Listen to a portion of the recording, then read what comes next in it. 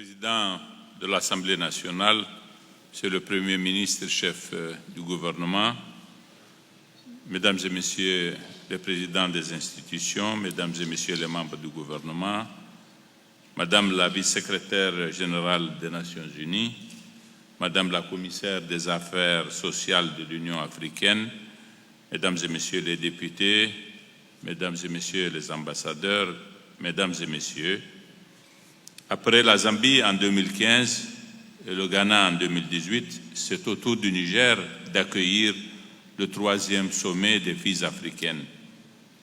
Au nom du peuple nigérien, je voudrais souhaiter à tous les participants la chaleureuse bienvenue à Niamey. Le choix du Niger pour abriter les présentes assises me paraît extrêmement judicieux parce que le Niger, pays de mariage précoce par excellence, est l'un des pays au monde où ont le plus cours les pratiques opposées aux droits des jeunes filles. Il en est ainsi, non pas parce que nous aurions une législation délibérément rétrograde à visée attentatoire aux droits des femmes, mais simplement parce que, du fait d'inertie très caractéristique, nous reproduisons un modèle de société déphasé, source malheureusement de bien de nos difficultés économiques et sociales. Pour nous, au Niger, le combat pour l'émancipation sociale des filles n'est pas qu'une question morale qui doit être l'affaire des militantes féministes ou même des femmes de façon générale, mais bien l'affaire de toute la société et de ses dirigeants au premier chef. Ce combat, nous sommes tenus de le mener, non pas pour les filles, mais pour l'avenir de notre société qui a besoin de la pleine implication de toutes ses composantes pour son développement. Aussi, sa réussite sera-t-elle strictement tributaire de notre aptitude à faire en sorte que les filles jouissent de tous leurs droits et principalement leur droit à l'éducation. Dans les pays comme le nôtre, un enfant non scolarisé ou précocement déscolarisé a toutes les chances d'être un adulte pauvre. Une telle fille, en plus de devenir une adulte pauvre, constitue très tôt un foyer de production d'enfants appelés à être à leur tour des pauvres. C'est la raison pour laquelle nous avons décidé de promouvoir un programme de construction d'internats pour les jeunes filles dans les collèges ruraux en vue d'accroître les chances de leur réussite à l'école. L'éducation, vous l'avez tous souligné, mesdames, est le moyen le plus sûr d'arracher les filles à la violence des mariages précoces et de couches dangereuses. Mesdames, Messieurs, les présentes assises du sommet des filles africaines visent à mobiliser notre action autour du thème général de l'année 2021 de l'Union africaine qui est « Art, culture, patrimoine, les vieux pour bâtir l'Afrique que nous voulons ».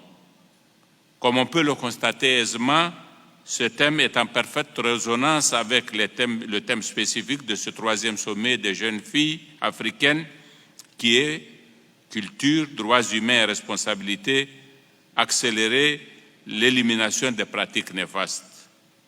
C'est un thème qui confirme l'engagement des pays africains à œuvrer solidairement pour le développement humain sur notre continent en s'appuyant en particulier sur les femmes et les jeunes.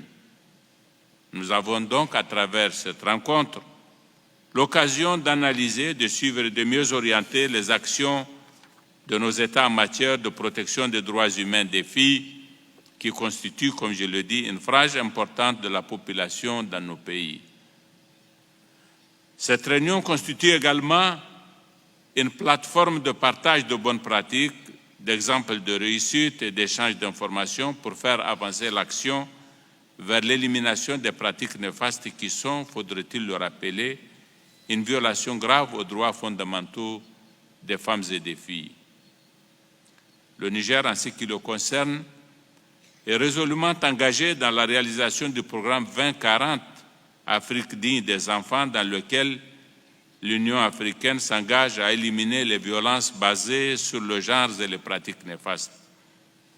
À cet effet, le Niger a adopté et ratifié les instruments juridiques internationaux, régionaux et nationaux réprimant les mutilations génitales féminines.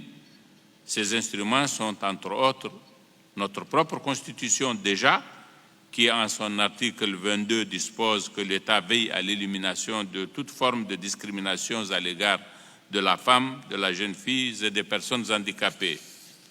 Et la loi 2003-025 du 13 juin 2003 réprimant les mutilations génitales féminines. Aussi, pour renforcer cet arsenal juridique et accélérer l'élimination des mutilations génitales féminines dans notre pays, le gouvernement a-t-il soutenu activement et sans réserve l'adoption de la résolution 67-146 de l'Assemblée générale des Nations unies sur l'interdiction mondiale des mutilations génitales féminines votée le 20 décembre 2012. En outre, après le lancement de la campagne de l'Union africaine pour mettre fin au mariage des enfants en 2014, le Niger a adopté en 2019 un plan stratégique national pour mettre fin au mariage d'enfants pour la période 2019-2021. Je voudrais enfin, mesdames et messieurs, souligner, pour m'en réjouir, l'engagement constant des pays africains dans l'amélioration durable des conditions de vie des femmes et des filles afin de réaliser leurs droits et éliminer les violences qui leur sont quotidiennement faites.